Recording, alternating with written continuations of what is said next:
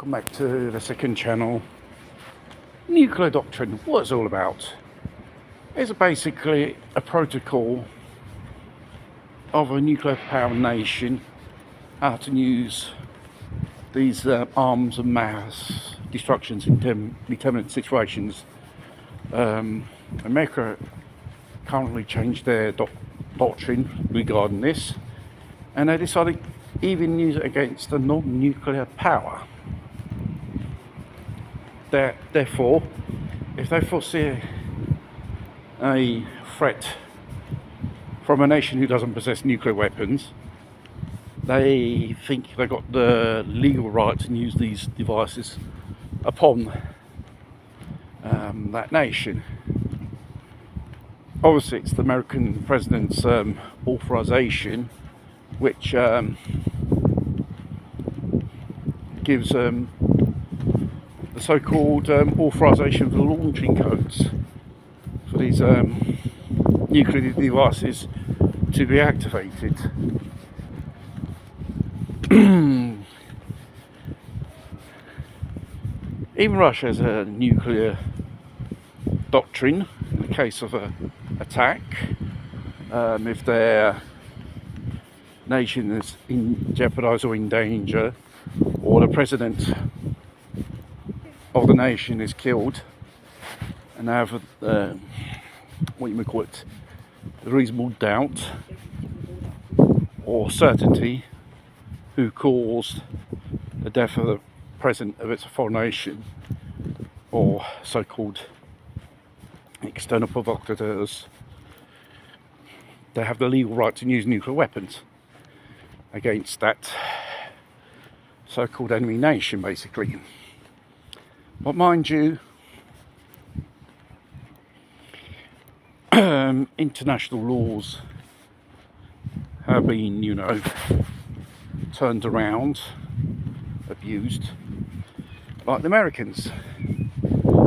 They want to bomb Iran because they don't want Iran to develop their civilian or military nuclear technology, which is an act of war underneath national law.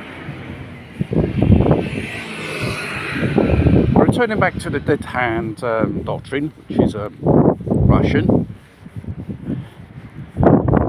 Dead hand means every single nuclear missile which is active, whether it's from sea, air or ground.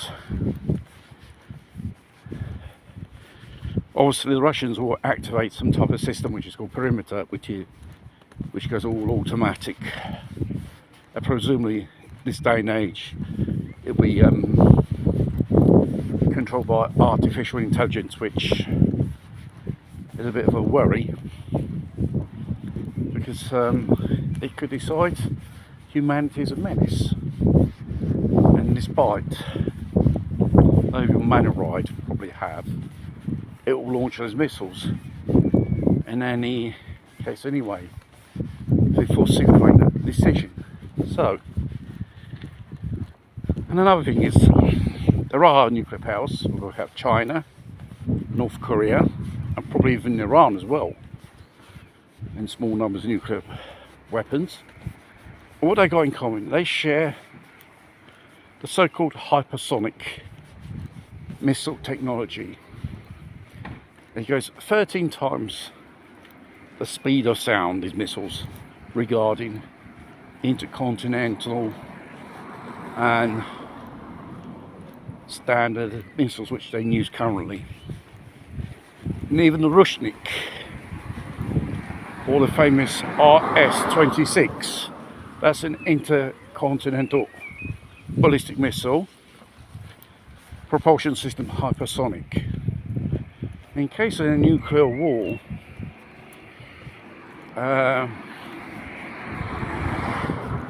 the West, NATO, practically they are sitting ducks, because if they start using those with certain nuclear warheads on them, they will arrive to their targets more faster, regarding the standard time which is calculated for an intercontinental ballistic missile, basically.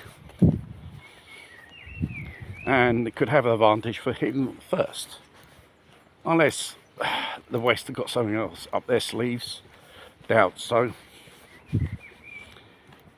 And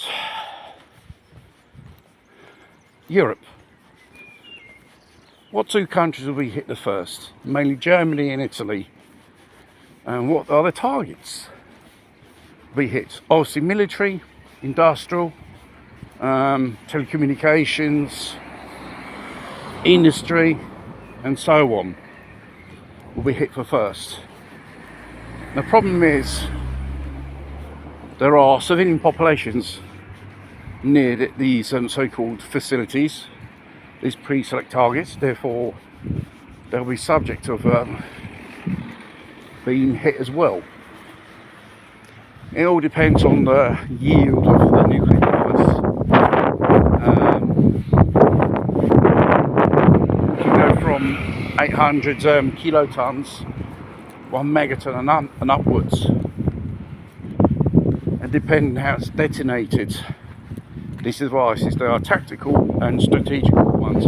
Tactical are low yield, and strategic is usually a more higher yield of devices, and they usually get detonated on the ground. Tacticals don't get detonated at a certain height. They create vast radius of damage and lower level radiation, despite the strategic weapons which I mentioned are high in yield. If they get detonated upon the ground, they'll tend to have a radius destruction, the same but more higher aftermath of radiation for time to come, basically. And obviously, regarding the civilian population, practically 90% of them perish within 1 year due to the event, starvation, illnesses, and other factors of death as well you've got to take into consideration, because civilization as we know it today will cease to exist. Whatever comes after will remain very little people in numbers, and also they'll be fighting over those few resources are left. When that runs out, could it lead to cannibalism? Probably yes. It has been forecast in various studies, this type of scenario. And obviously, what type of humanity we'll have, well, that's difficult to say, because within 72 minutes, which has been forecasted in the book of Annie Dickinson, How Long It Will Last, the Nuclear War.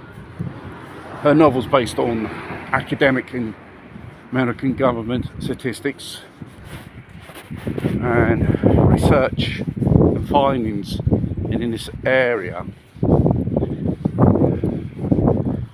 Anyway, you will know for sure we'll